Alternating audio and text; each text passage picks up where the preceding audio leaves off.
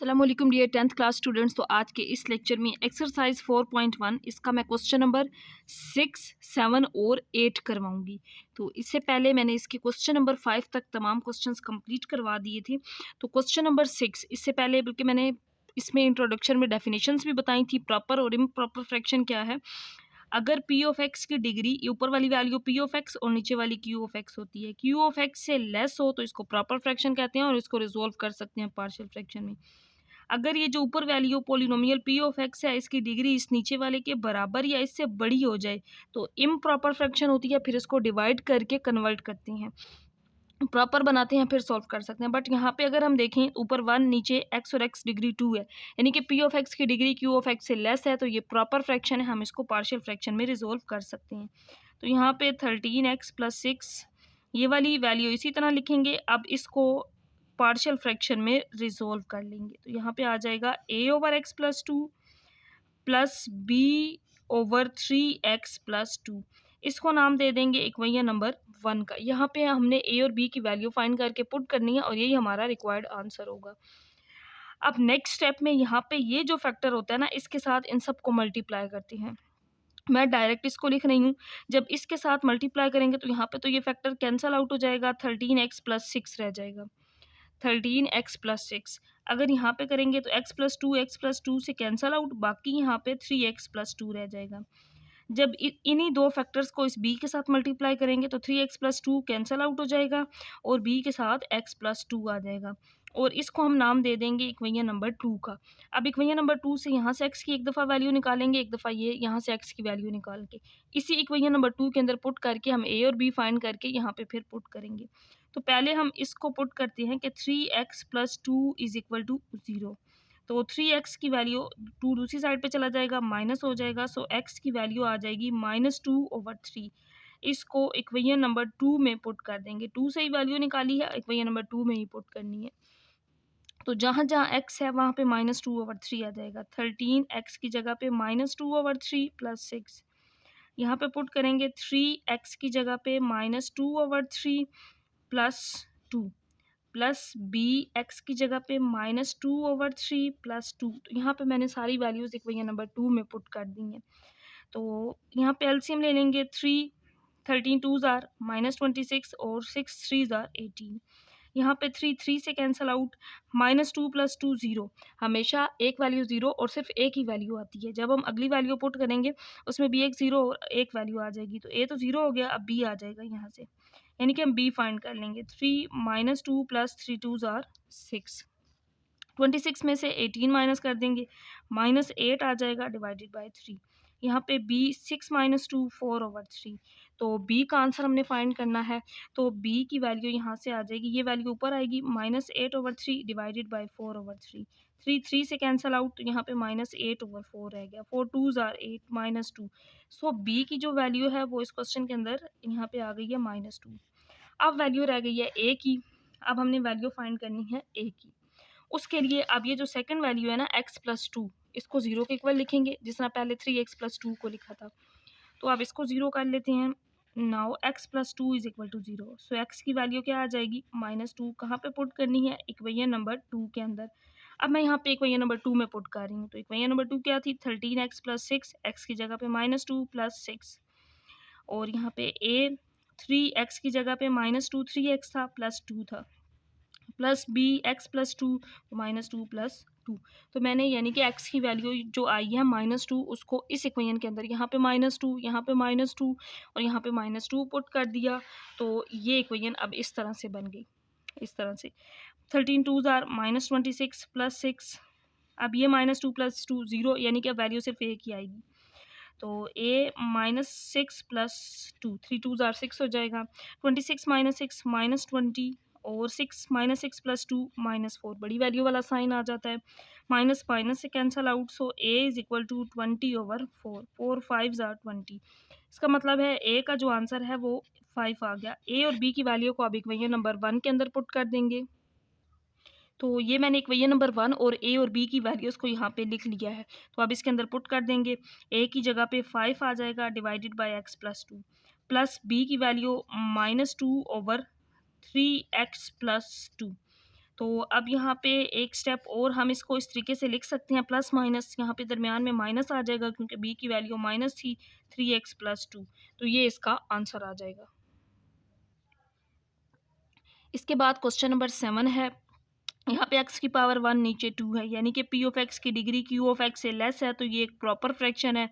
इसको रिजोल्व कर सकते हैं पार्शियल फ्रैक्शन में।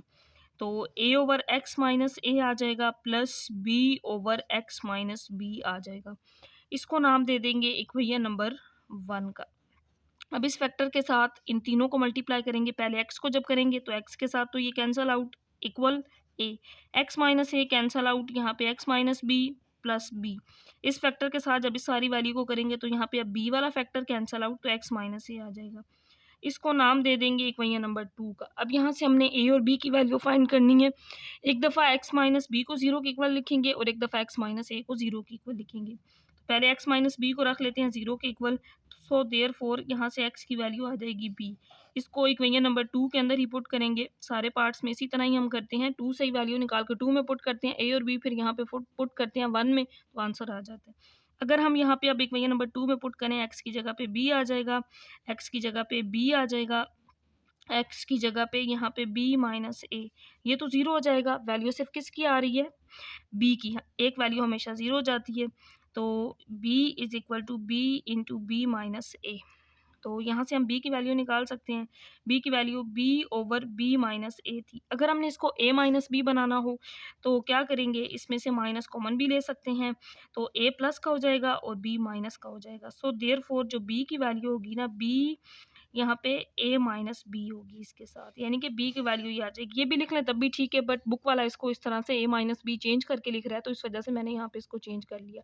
अगर माइनस को अंदर मल्टीप्लाई कर दें तो माइनस a प्लस बी बन जाता है, माइनस a प्लस बी ये फॉर्म बन जाती है। तो जस्ट हमने a माइनस बी बनाने के लिए माइनस को कॉमन ले लिया। अब सेकंड जो फैक्टर था ये था इसके अंदर इक्वेशन नंबर 2 में x माइनस a। अब इसको 0 के इक्वल लिख लेंगे ताकि यहाँ से x a दूसरी वैल्यू फाइंड कर सकें। x minus A is equal to 0, तो यहाँ से x की वैल्यू आ जाएगी a, इसको भी पुट कर देंगे इक्वेशन नंबर 2 में। तो अब इक्वेशन नंबर 2 ये वाली है, यहाँ पे पुट कर देंगे a माइनस बी और a माइनस ए। यहाँ पे अब मैं इसको पुट कर रही हूँ इक्वेशन नंबर 2 में, तो x की जगह पे आ जाएगा a, यहाँ पे a था, x माइनस बी यानी कि a माइनस बी हो जाएगा, plus b x minus a था तो a माइनस a आ जाएगा। इक्वेशन नंबर 2 में पुट किया तो ये तो b 0 हो गया, यानी कि अब वैल्यू सिर्फ किसकी आ गई, a की। a is equal to a into a minus B. यहाँ से a की वैल्यू निकालेंगे तो ये ऊपर आ जाएगा a, और a के साथ जो वैल्यू थी ये डिवाइड में। अब यहाँ पे भी a माइनस बी, इसी वजह से हमने b में भी a माइनस बी बनाया था। अब इन दोनों वैल्यूज़ को कहाँ पे पुट कर देंगे, इक्वेशन नंबर 1 के अंदर। तो अब यहाँ पे a की जो वैल्यू है ये आ गई है a minus a over a minus B, और b की जो वैल्यू है ये है minus b over a minus B. दोनों को पुट करना है इक्वेशन नंबर 1 में, तो यहाँ पे मैं पहले इक्वेशन नंबर 1 लिख लेती हूँ, x over x minus a x minus B, ताकि आप लोगों को क्लियर नज़र आए कि पुट किस में कर रहे हैं। a over x minus a plus b over x minus B. अब यहाँ पे पुट करेंगे a और b की वैल्यू, तो पहले a पुट करते हैं, a over a minus B divided by x minus a। b की value minus b over a minus B divided by ये x माइनस बी, इसी तरह आ जाएगा। अब a ओवर x, ये a माइनस बी नीचे आके इसके साथ x माइनस a के साथ मल्टीप्लाई हो जाएगा, तो इसको नीचे लिख सकते हैं, यानी कि इस तरह प्लस माइनस यहाँ दरमियान में माइनस आ जाएगा, ऊपर b। अब इस a माइनस बी को जब नीचे ले आएंगे तो ये इसके साथ मल्टीप्लाई हो जाएगा x माइनस बी के साथ, तो ये इसका आंसर आ जाएगा इक्वेशन नंबर 1 में वैल्यूज पुट करने के बाद। इसके बाद क्वेश्चन नंबर 8 है, तो ऊपर p ऑफ x की डिग्री 1 नीचे 2 और 1 3 है, यानी कि p ऑफ x की डिग्री q ऑफ x से लेस है, तो ये एक प्रॉपर फ्रैक्शन है, इसको पार्शियल फ्रैक्शन में रिजोल्व कर सकते हैं। बट यहाँ पे फैक्टर्स नहीं है, तो ये क्वाड्रेटिक इक्वेशन है। सबसे पहले इसके फैक्टर्स बना लेंगे, x square plus 9x plus 20, इसके फैक्टर्स मल्टीप्लाई करें इन दोनों को तो 20x स्क्वायर आता है। हमने दो ऐसे नंबर्स लेने हैं जिनको मल्टीप्लाई करने से 20 और प्लस या माइनस करने से 9 आए, तो 5 4 ज़ा 20, 5 और 4 9 भी आ जाएगा। तो इसके दो फैक्टर्स बन सकते हैं, x square plus 4x plus 5x plus 20, ये दो फैक्टर्स, क्योंकि 5 और 4 9 और 5 4 ज़ा 20 एक्स स्क्वायर आ जाएगा। x कॉमन ले लेंगे, यहाँ पे x प्लस 4, यहाँ से प्लस 5 कॉमन लेंगे, पहली दो टर्म्स में से x, अगली दो टर्म्स में से 5, तो 5 4 ज़ा 20। अब इसके दो फैक्टर्स आ जाएंगे, एक x प्लस 4 और दूसरा x प्लस 5। अब यानी कि इस ये जो वैल्यू थी क्वाड्रेटिक इक्वेशन थी, इसकी जगह पे ये 2 लिख सकते हैं, हम पुट कर सकते हैं इसकी जगह पे 2x प्लस 7 ओवर इसकी जगह पे ये लिख सकते हैं x प्लस 4 x प्लस 5, ताकि हम इसको पार्शियल फ्रैक्शन में रिजोल्व कर सकें। जस्ट सोल्व करने के लिए इसके ये फैक्टर्स बना लिए हैं, तो ये आ जाएगा a over x plus 4 plus b over x plus 5। इसको नाम दे देंगे इक्वेशन नंबर 1 का। अब यहाँ से इक्वेशन नंबर 2 इस फैक्टर के साथ सबको मल्टीप्लाई, जब इसी 2x प्लस 7 को करेंगे इसके साथ तो ये तो कैंसिल आउट, 2x प्लस 7 आ जाएगा a, x plus 4 cancel out, x plus 5 आ जाएगा, plus b x plus 5 cancel out, अब इसके साथ सिर्फ x प्लस 4। इसको नाम दे देंगे इक्वेशन नंबर 2 का। यहाँ से x की वैल्यूज़ निकाल के इसी इक्वेशन के अंदर पुट करेंगे, a और b का जो आंसर आएगा उसको 1 में पुट करेंगे तो रिक्वायर्ड गिवन जो आंसर है वो आ जाएगा। तो x plus 5 is equal to 0, so x की वैल्यू यहाँ से आ जाएगी -5, जिसको कहाँ पे पुट करेंगे इक्वेशन नंबर 2 के अंदर, put in equation number 2, equation number 2 में पुट कर देंगे। तो जहाँ जहाँ x है वहाँ पे हम -5 पुट कर देंगे, 2 इंटू -5 प्लस 7 और a -5 प्लस 5। अब a 0 यानी कि वैल्यू तो सिर्फ b की आएगी, हमें आइडिया हो जाता है कि एक वैल्यू 0 सिर्फ एक वैल्यू आती है, -10 5 2 ज़ार प्लस 7 और -5 प्लस 4 -1, तो यहाँ पे -3 आ जाएगा और यहाँ पे -1, माइनस माइनस से कैंसल आउट, सो b का जो आंसर है वो आ गया 3, b की वैल्यू आ गई 3।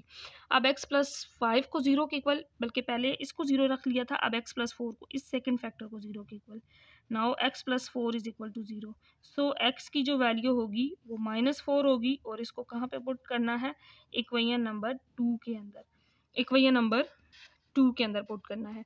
इक्वेशन नंबर 2 ये है, यहाँ पे 2x की जगह पे -4 plus 7 is equal to a, x की जगह पे -4 प्लस 5 प्लस b, x की जगह पे -4 और यहाँ पे +4 था, -4 प्लस 4, अब b 0 हो गया यानी कि वैल्यू सिर्फ किसकी आएगी, a की आएगी, तो -8 प्लस 7 5 -4 1, -8 प्लस 7 -1 आएगा क्योंकि 8 के साथ माइनस है और यहाँ पे b 1 ज़ार b, सो b की जो वैल्यू थी वो -1 आ गई, b -1 आ गया एंड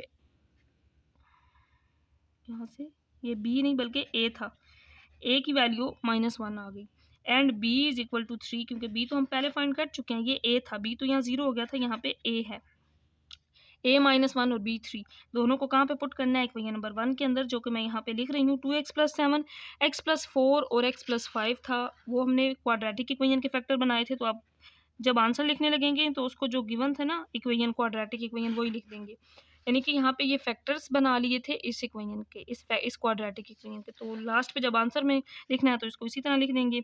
ये था a over x plus 4 plus b over x plus 5, ये थी इक्वेशन नंबर 1। यहाँ पे वैल्यूज पुट कर देंगे, a -1 और b का आंसर 3 आया है डिवाइडेड बाय x प्लस 5, तो ये इसका पार्शियल फ्रैक्शन में रिजोल्व करने के बाद a और b की वैल्यू जब पुट करेंगे तो आंसर आ जाएगा।